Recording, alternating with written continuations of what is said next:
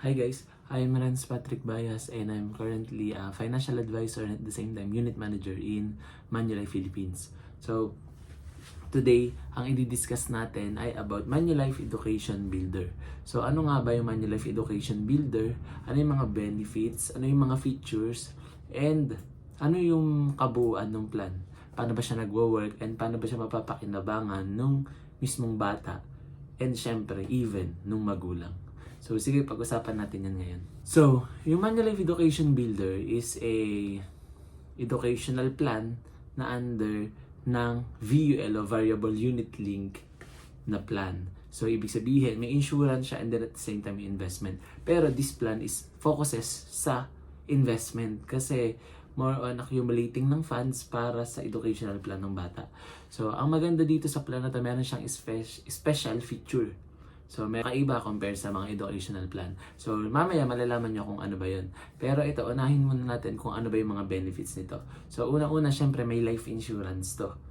Yung life insurance is, ang maganda dito, nakapangalan sa parent o sa magulang yung kumukuha ng plan. Kasi, yun din naman yun nasa, even ako, mas maganda talaga na yung life insurance is nakapangalan dun sa mismong parent o sa mismong owner kesa dun sa mismong bata. Kasi nga, ang bata naman wala naman silang dependents, di ba? Pero kung halimbawa may nangyari do sa parent o do sa owner ng plan, ng educational plan ng bata, edi may makukuha pa yung bata. So whatever happens, kung may mangyari man na unexpected or wala naman, parehong may benefits yung bata, di ba? Ganun kaganda yung pagkakaroon ng ganitong type ng educational plan. So, meron lang tayong dalawang scenario kung paano ba nagwo-work tong educational plan para mas mabilis maintindihan. Pero before that, bukod dun sa life insurance na giging benefit nung mismong owner o nung guardian, pwede na siya magdagdag. Halimbawa, wala pa akong health insurance, wala pa akong accidental insurance, wala pa akong hospitalization daily allowance. So, pwede tayong mag-add-ons ng iba't ibang protection doon sa mismong plan. So, yung plan kahit papano, bukod sa educational plan, magiging comprehensive plan na siya para dun sa parent. Kasi pag-usapan natin ngayon yung mga scenario dito sa educational plan kasi mas madali siyang maintindihan kapag scenario-based. So, una, scenario 1. Kunyari, hinuhulog ng parent is 4,000 monthly. So, in a year, that's 48,000. In 10 years time, that's 480,000. Pero halimbawa, kasi it's a VUL, so minimum 10 years to pay. Pero ang maganda naman sa plan na to, focuses on investment. Tapos, ang maganda pa kung maglalagay ka ng extra protection o riders o additional benefits like ngayong nasabi ko kanina, hindi siya magcha-charge into your fund value. So, bukod yung bayad sa kanya. So, wala magiging problema tayo dun sa investment na, kasi iba sabihin, kakainin ng charge, ng rider, kakainin ng ganito. So, hindi ganun kasi bukod sa Manulife, bukod-bukod yung bayad. So, if yung base premium mo, para yun sa investment mo, and at the same time, life insurance. And then, yung halimbawa, health insurance mo, accidental insurance, bukod-bukod siya ng bayad. Yung health insurance mo, hindi siya kukuha sa fund value o dun sa investment mo. So, yun yung maganda dito. So, kunyari, tuloy-tuloy 10 years natapos ng magulang.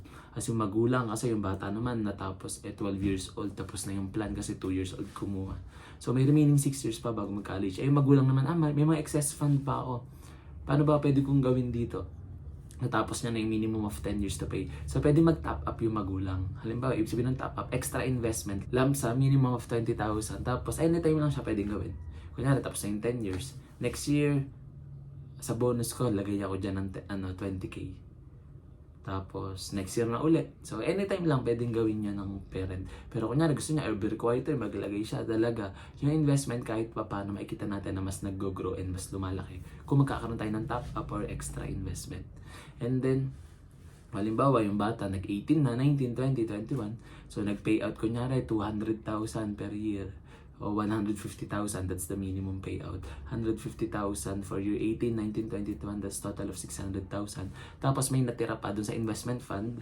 So, ang mangyayari, para naman yun dun sa magulang ng bata.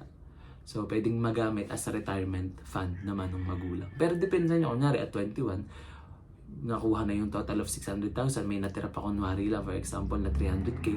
Nasa magulang na, pwede niyang withdrawin yun, tapos gawin niyang graduation gift. O kaya gusto, hayaan niya muna dun, at ma-invest and then in the future na lang gagamitin kung mayroon kung may mga paggagamitang mas mahalaga. Yun yung scenario natin kung hindi na permanently disabled or nawala yung magulang. Ganun lang ka-smooth yung plan, normal na educational plan. So, Yung second scenario natin, dito na pumapasok yung special feature o special benefit ng Manulife Education Builder. So, ganito siya. Halimbawa, kunwari, ang bata ay 2 years old, ang parent is 30 years old, kumuha ng plan. Pero yung parent, after a year, na permanently disabled or worse, nawala. So, ang mangyayari, kunyari, may 200, maliit lang yung life insurance kasi this is a plan na focus sa investment. Kunyari, may 250,000, pero we can still adjust the life insurance. 250,000 life insurance, marireceive yun ng bata at 3 years old, di ba? Tapos, at 3 years old, hanggang mag-17 siya, guaranteed. Ito yung maganda dito. Sa scenario 2, di ba, scenario 1 natin, ito ay VUL product. So, non-guaranteed kasi investment yan eh. Pero sa scenario 2, in the moment na mawala yung magulang o ma-permanently disabled, mako-convert itong plan na to into traditional plan o guaranteed plan. So, lahat na nasasabihin ko from now on are guaranteed. Guaranteed na. So, halimbawa, 3 years old nga nawala, marireceive niya guaranteed 250,000 life insurance. And then, ganito yung magiging scenario na ng plan. So, kalimutan nyo na yung scenario 1 kasi nga naging guaranteed plan na siya. The moment na mawala o ma-disabled yung parent, ma-permanently disabled. So, ang mangyayari, 3 years old yung bata, 3, 4, 5, 6, 7, 8, 9, 10, 11, 12, 13, 14, 15, 16, 17. So for 15 years, makaka-receive ang bata ng guaranteed 75,000 pesos yearly. So sa 75,000, around 900,000 ang total nun. Hanggang mag-17 lang siya. Pero at least, di ba? Dito na pumapasok yung assurance na whatever happens do sa parent. Okay, may marireceive yung ano ko. Hindi siya kawawa. Biglang mawala. Yearly, may 75,000 na budget. Elementary siya, high school, meron siyang pera. Senior high, college, meron, di ba?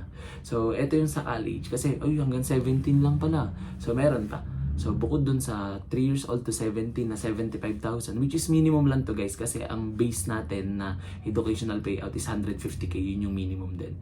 So, ang mangyayari kasi sa 3 years old to 17, kung nawala yung parent o na permanent disabled, 50% ng annual education benefit, which is 150,000 ang minimum, marireceive niya. That's why dun ang galing yung 75,000. Tapos from 18, 19, 20, 21, makaka-receive naman siya ng 150,000 taon-taon. Guaranteed. So that's total of 600 and then 900k yung una niya na-receive kasi it's total of 75,000 in 15 years. So that's total of 1.5 million pesos lahat. Guaranteed. So ganun nagwa-work itong educational builder namin.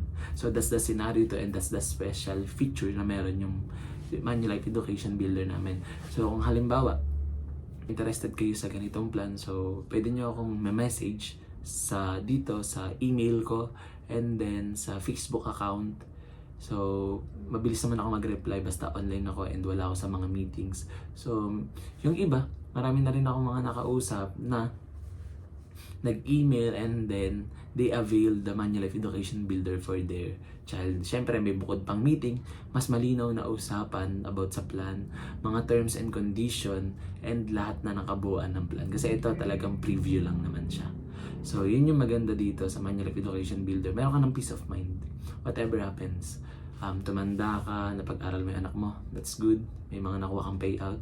May natira ka for your retirement fund. Or, scenario 2, nawala si parent na permanently disabled. Guaranteed, may matatanggap yung anak niya taon-taon. Which is guaranteed na. So, di ba, nandun na yung assurance. Nandun na yung peace of mind. And then, by 18, 19, 20, 21, 150k each. So, meron na may iba. 200,000 yung annual payout. 300,000. So, pag nawala, 150k yearly. Tapos, kung hindi naman, 300,000 per year yung payout for 4 years. Meron din nga pala tayong 5 years variant.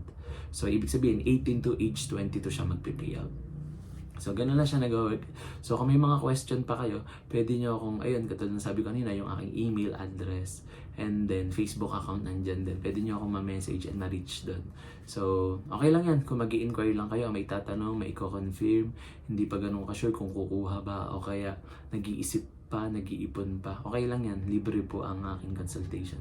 So, thank you so much sa pakikinig ninyo, and hopefully kahit papaano, naging malinaw yung explanation ko. Thank you po, and have a good day.